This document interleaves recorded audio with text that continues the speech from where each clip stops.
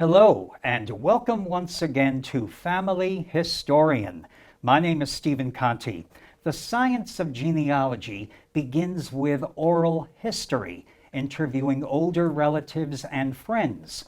And that will be tonight's topic. We are going to learn how to conduct a successful oral history interview. And joining me on tonight's show, I am very honored to have as my guest a very accomplished young man. His name is Peter Zablocki.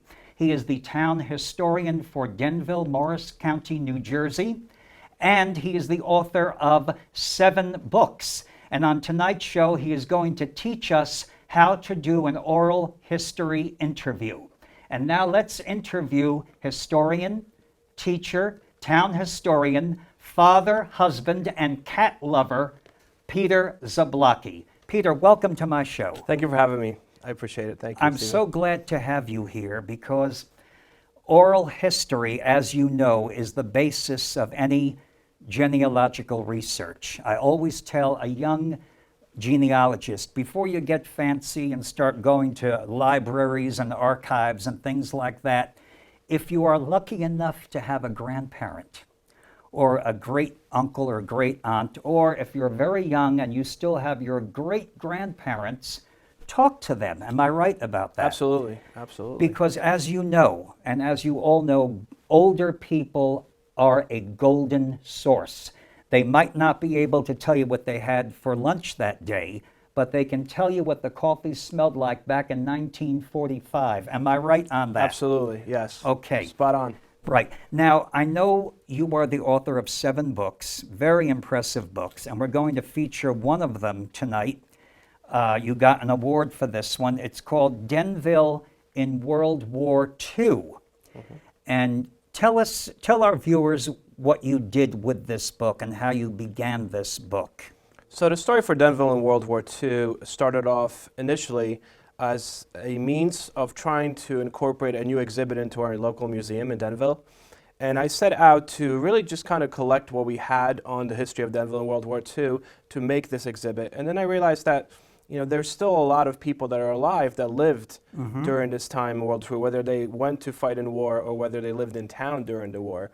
And I decided that why would I not use that amazing source and resource and try to go find as many people as I can that were alive during this time to go and collect their stories so I could incorporate them into this new exhibit at the museum. And this is the oral history that went into this. Absolutely. So what Peter did was you applied the same formula as though you were going to talk to an older relative. Absolutely. It's the same story. I know, going back in my own childhood, my maternal grandfather was my first source to the past. And I sat down with him one evening, and he took me all the way back to the year 1791, which was the birth year of his great-grandfather, my great-great-great-grandfather. So these people were either, the ones that you interviewed were octogenarians, nonagerians, and any centenarians. I did wind up speaking to a couple people that are over 100 years old. Right. I'm a septuagenarian, and don't you dare look that up in a book, okay? I'm a septuagenarian. I'm from the Leave It to Beaver era. And younger people are coming to me and asking me questions about my era. Were you at Woodstock? Did you take part in protests, you see? And I was never in any of those things, but now it's happening to me. So let's get back to the interviews. How did you approach these people? So yeah, the first step was having to find whoever was alive in my town during this time. So I kind of started thinking of where can I go to find people that would be about 90 years old, Right. Upper 80s, 90, 100. And I reached out to the local VFWs. I reached out to the Senior Citizen Center in my town.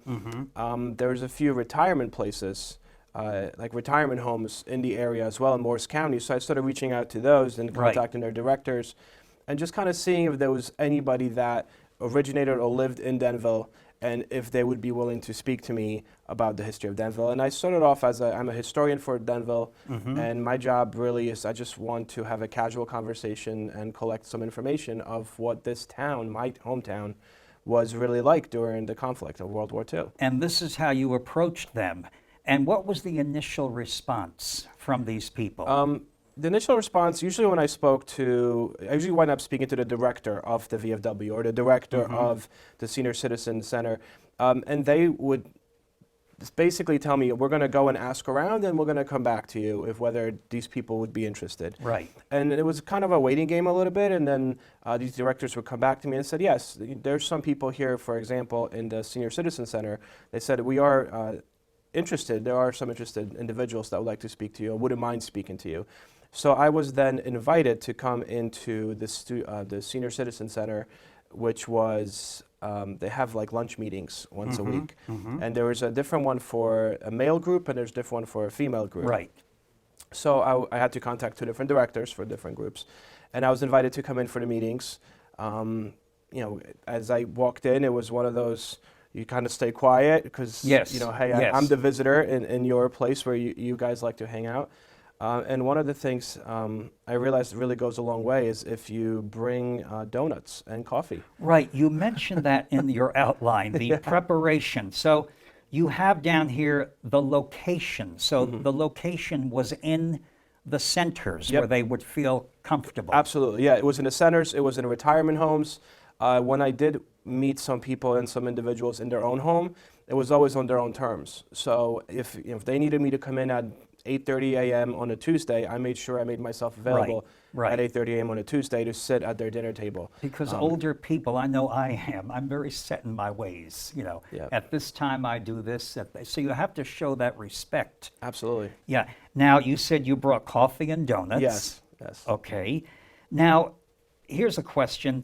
You told me that audio taping is better than videotaping the interview. Can you expound on that? Yes. I noticed very quickly, because the first time I went, I didn't really know what to expect. The first time I started interviewing these different individuals. And I noticed that they kind of are very camera shy. They don't, it's almost like they are worried that they might trip up or they might say something they didn't mean it. Right.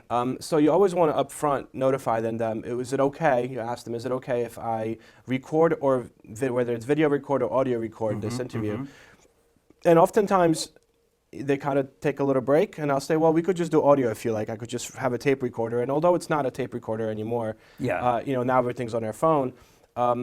I found that a lot of the older folks were a lot more okay with audio recording than they were with video recording. And a lot of times, especially like if I was in their home, they're like, well, I didn't clean today. Those are some of the things I got. Did you ever videotape? I brought my little camera with me the first few times, and after that I didn't, because I felt like I got some pushback in the first couple interviews. Right. And after that, I just went with the phone, and I audio recorded every single interview that I've done. I audio recorded, and now there is various programs that would transcribe the audio itself, and I have a transcript of what was said. And you did take notes, the old-fashioned way of taking notes. Yes, I always bring a little notepad with me. Now let's talk about the conducting of the interview. Okay, as an interviewer, I am learning something right now from Peter. Conducting the interview, and how do you start? You had put down, well, it's about their life and their experiences, their childhood. Yep. All right, so you went way back. Always go back. Yeah, so if I wanted to speak to these individuals about, ultimately I just wanted to speak to them about 4 years of their life. And if I'm speaking to somebody that's 101 years old, and I want to really know what they did between 1941 and 1945, that is such a small percentage of what they lived. So I never start off that. I always start off with things that they spent a lot of time with in their life. So I start off with their family, and I start off with their school. Where did you go to school? Where did you grow up? I start very young. So it almost becomes a story when I have the interviewee starts speaking to me about their life. I usually come up with, well, where did you grow up? Where were you born? What did your parents do? And they kind of start usually talking about, well, I grew up here in Sussex County. I grew up on this farm, and my aunt Trudy used to do this. And ultimately, that's not why I'm there for, but I'm letting them go because it's chronologically leading them to where I want them to be. So your objective was for World War II. Specifically. But you wanted to get perhaps some genealogy. Yep. Because if they came from an old Morris County family, they were born and bred in Denville, you wanted to get that as well. Yep. Okay, so then you went childhood and then teenage experiences. Now these are all, we all have chapters in our lives, as you know. When you got married, that was a new chapter in your life. When your sons were born, that was a new chapter in your life. When somebody passes away, that's a new chapter in your life. Some people have more chapters than others. I have certain chapters of my life where I have selective amnesia. I call it selective amnesia, that I really don't want to talk about anymore. Did you experience that? Like, I don't want to talk about the war because my brother was killed in the war, or how do you work around that? So I feel like the way that I started each interview, by starting so far back from the war, I feel like that eased the person into it. So I never really had that many issues with that. But what's interesting about learning about their early life, it actually impacts understanding the information that I actually do want for them in World War II. One individual I interviewed, he was 16 years old when he enlisted in the military. He would turn 17 on D-Day. He was in the first wave in Normandy Beach as a 17-year-old. Yes. And to really understand why he went in as a 16-year-old, why would you lie by age, I got that without asking him. That was from the story of his childhood. Very good. And he explained to me, and they lived in Denville, grew up in Denville, and his father, he said his mother and his sister went shopping, and he was very specific where they went. They would go to Dover in Morris County, and they took this trolley. Very specific, remember specific He was things. a teenager. Yeah, absolutely. And what he wound up mentioning is the fact that while he stayed home with his father, they were working on something. They were digging a ditch. And he said his father wound up having a heart attack while they're digging this ditch. And he says, his father collapsed, and he goes, there was no telephones back then. So I remember we didn't have a telephone, he said. So I had to run to the big house down the street where I knew this person had a telephone. So he ran over, and he wound up getting help, and by the time the help got there, and he was very specific, talking about the fact that he remembered when his mom and his sister came home, and he had to explain that to them, that this is what happened to Dad. Yeah. But the long story short is, he said his mom actually influenced him in lying about his age because they needed the money. So he said, this is Great Depression and the later stages of the Great Depression. Yes. So he realized that by enlisting in the military, he could actually help his family because now the father's income was no longer there. So that helps me understand why I have a 16, 17-year-old sitting on a Higgins boat about to land on Normandy Beach, and I understand that because of the fact that I started with his childhood, getting into that point. And then in interviewing them about their childhood and teenage life, you do use names, dates, and places. Yes. Okay, this is a miracle. It's a whole other mindset. Yeah. Isn't it? I mean, it must have been a wonderful adventure for you. Oh, just taking notes, because they started mentioning things that I'm more curious about. There used to be a big house over here, or I had somebody else tell me my dad used to bring me to this bar right on 202 where they used to play baseball in the back of cows. They used to hop on a cow and try to play baseball on bulls and cows. Yes. I'm like, what is this? So now, I take notes, like, I never heard of this before. No. I need to look this up. And who else can I ask? And that also, as the more people you interview from a specific region, an area, and time period, you now have more to connect with the next person that you're interviewing. Because now I could say, oh, I remember there was a bar that had the cows. And they were like, yes, that's what I was talking about. So it almost makes you more receptive to what they're telling you, the more information you get that you can't really read anywhere else. Right. This is just from one boy remembering it. And many of these, I guess I could say Denvillians. I guess so. Is that Yeah, the I proper? don't know if there's a proper, the but Denville yeah. people. Okay, many of them knew each other. Absolutely. From high school, or their families knew each other. And you did interview both men and women. And were there a lot of veterans that you interviewed? Yes. Yeah, there was a lot of veterans, and when the veterans spoke about their experiences growing up, or they spoke about, all right, in the day we enlisted, we went to the Denville train station, and Jack and I both hopped on the train together. And it took a little bit for me, because I never want to interrupt when they're speaking. So, who's Jack, question mark, because he's speaking, the veteran was speaking to me as if I was remembering, and I was there, I know Jack. Right. I eventually wound up interviewing Jack, because afterwards I was like, who's Jack? Oh, it's Jack this. Oh, okay. He was there with you? Yes, he was. So let's find Jack now, if he's still alive. And and that's kind of what winds up happening. By the time I get to the fourth or fifth veteran, I kind of know these guys because they all know each other as well, even from after the war. You know, after the war was over, they kind of all kept in touch. Right. But for the women, these were like sisters of Sisters, veterans, or absolutely daughters even. Yes. You know, a lot of the women that I interviewed were sisters, some wives, and many daughters. They were 11 years old, 10 years old when World War II was happening, and their recollections were much different because obviously they're not fighting, Yes. but they're fighting a different kind of war at home. Sure. So I would get a lot more stories of, well, we used to go and try to buy food, Yeah. but you couldn't get the food, so we Yeah. had to go to this guy who we would barter and give him this, and he would give us that. right. Did many of these daughters lose their fathers in the war? A lot of them did not, believe it or not. A lot Thank of them, the goodness, fathers yeah. came back. Yeah, I think that I'm only one, from what I remember, out of the like 20 or so women that I interviewed, only one lost their father. Yes. Everybody else came back. Now, I know there are do's and don'ts in conducting a successful oral interview, and I'm going to have our fine guest Peter Zablocki go over these. Now, these are the do's, okay? And you can expound on each one. A do would be location.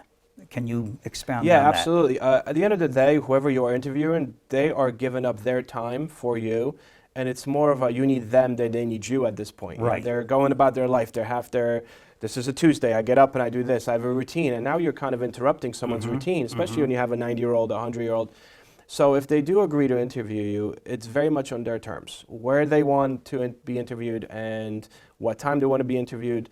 So if someone says, I need you to come in and meet me in, like I met some people in the Oaks, the retirement center in Denville. I want to meet you in the Oaks, in this particular spot in the lobby. That's where I was. And these are all one-on-one, or have you I've done group ones as You well. have? Yes. Okay, which one do you prefer? Believe it or not, I thought initially that I would not like the group ones because I feel like people would start talking over one Right, another. right. And they did often start talking Yes, over one another. yes. However, what resulted from that is a lot more memory would come up. Because if when I had a group, I remember being in one lunch interview where I was in a room with probably about 8 to 10 women, and they started remembering things that others didn't. And we're like, Yes. oh yeah, I do remember that. That was, and before you know it, each one, because they were alive around the same time, would start bringing in something different, Right. which ultimately resulted in me having so much more information, because if I just had one person, they might not have remembered that. But now someone reminded them, oh, remember when a deer jumped in, that was the story, remember when a deer jumped in through went into the school and started running in the hallways, and they're like, oh, I remember that, and they all kind of start Right. feeding off one another. So the location the atmosphere has to be not a threatening one. Yes, to comfort them. for them. Yep. Right, very good. Now, listen and acknowledge. Now, many people don't listen nowadays. Listening is very important, and you as a teacher know that. Expound on that. Listen and acknowledge what they are saying. I noticed that I'm usually very eager because I want a certain information from these people, and I worry that if I'm speaking to someone that's older, they might get tired within the next 10 minutes, and I'll never get to what I wanted to get to. Right. And then it's almost like my one shot to do this.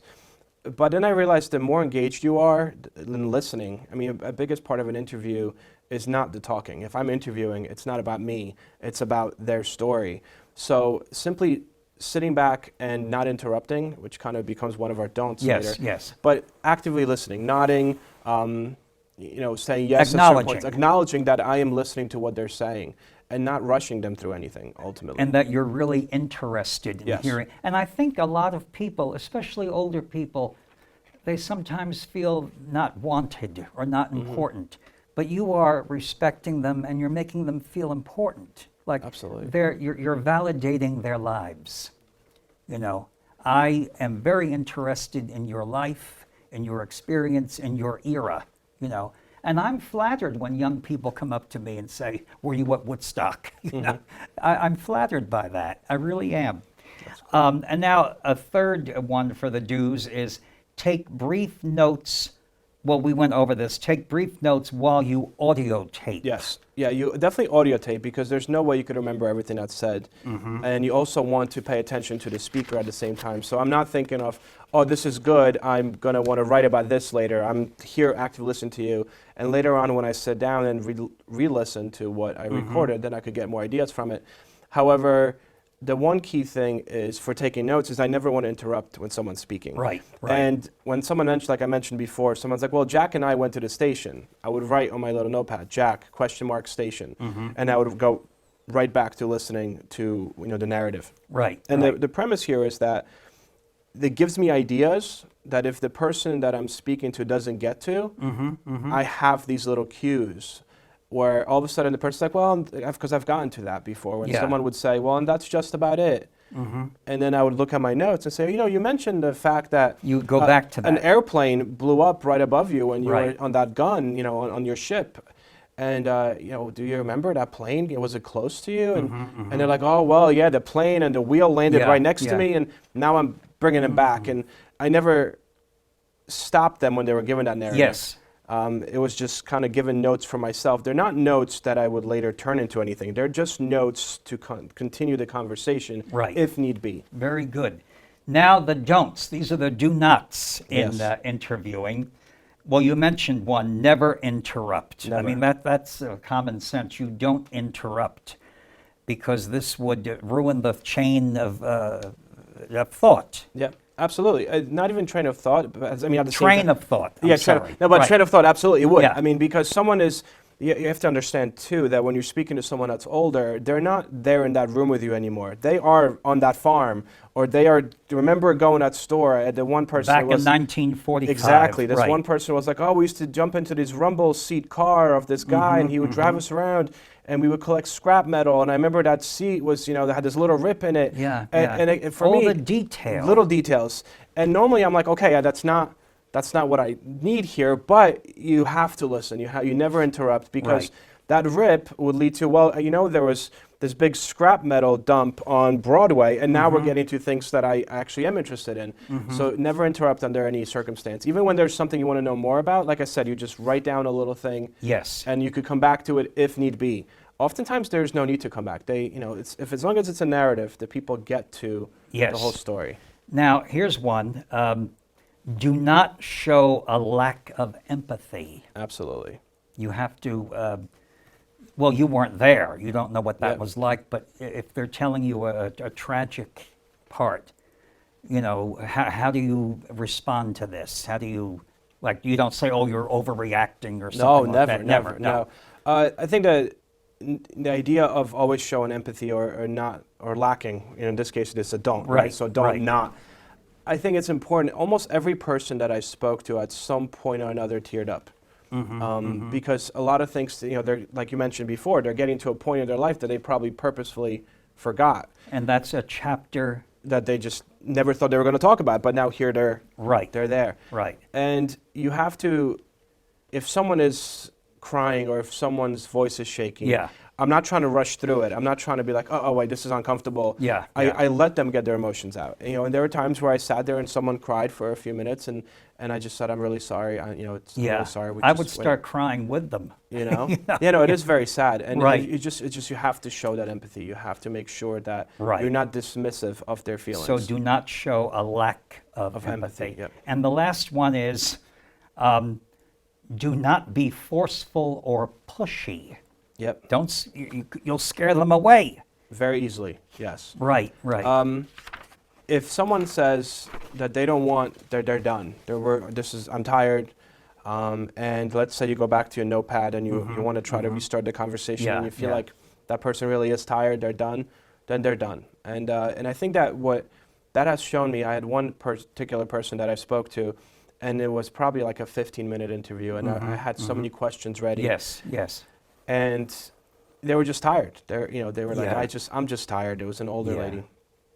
And I think by being respectful of that and not being pushy, what ultimately happened is that person contacted me a few days later and said, would you like to continue our conversation? Very nice. And I think that had I tried to push it, I don't think I would have gotten that phone call back. Right, right. So there are numerous people with whom I've met more than once. You Very develop good. you develop a relationship. Yeah. Because as you mentioned before, a lot of the older people, they feel lonely. They feel like no one really asks them about these things. Right, right. And sometimes the only thing that people ask them about are these specific things. You know, and now they have a chance to talk about their whole life, Right. which is good for them. Well, and this technique that you have been doing with these people who are of no relation to you can be used in genealogy, asking older relatives questions, as I did. Before we close, I do want to highlight the Denville Historical Society and Museum in Denville, Morris County, New Jersey, where Peter Zablocki is the president. Is that Vice president. Vice, okay. And also the town historian for Denville. It's your society is in an old house. What's the name of that It's house? the Ryder House from 1800s. Ryder is one of the more known Denville families. Right. One of the original Denville big families. And it was built in 1834. You have 34, written yep. here. I have been there. It's beautiful. And it's right next door to the Denville Public Library. I think they share a parking lot or something. And please go there. They have numerous events and programs where you can meet my very fine guest, Peter. And I want to brag about him right now. He has his own podcast. What's it called? It's my podcast is called History Teachers Talking. Right. It's my best friend and I. We're both history teachers, so we went simple. History Teachers Talking. Well, now you're talking on Family Historian. Yes. And we have a celebrity here. Very shortly, you're going to be part of the History Channel that you can all watch. You're going to tell us what you're going to do on that. I was contacted by the producers of History's Greatest Mysteries. It is a TV show from the History Channel. Right. And they asked me if I could be featured on one of their episodes that deals with Charles Lindbergh's baby kidnapping in New Jersey. Right, and you wrote some books about that. Yeah, I actually did a couple of podcast episodes about that. And I've also written 7 books. 6 of those books are about New Jersey history. Very good. And the one that we featured tonight was Denville in World War II. And what was the reaction of the elderly people with this book? Did you give them free copies? I did. So believe it or not, I didn't get any money from that book whatsoever. I wrote the book, and I made sure I credited it to the Historical Society, and I signed off all the proceeds from that book directly to the Historical Society. Wonderful. So none of this money comes to me; it goes right to the museum. And just by knowing that, a lot of people started buying it because they're also helping a local nonprofit. And this is an award-winning book. Yeah. And the award is from, if you remember? It was from the New Jersey Studies Academic Alliance, the NJSAA. And I'm so proud of this young man. Mr. Zablocki was born not in the United States of America. He was born in Poland. And you came here at the age of? I was about 10 years old. Yeah, and it's so ironic that you became the town historian of Denville. Morris County, you know so much about Morris County. You have embraced our country, and I'm so happy about that. Awesome. I really am. Yeah, this is my home. At the end of the day, I've been here for so long. Yeah, I consider this to be my home. Yes, and you are very well loved in Denville, I'm sure. And you can always find his books in the local cigar shop there. Yes. He's very well known there.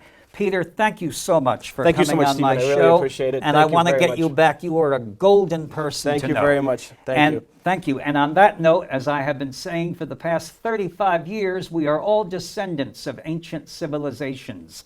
Genealogy is your key to the history of your family. And so until next time, this is Stephen Conti wishing you the very best of luck in your research, and above all, happy ancestor hunting. Good night.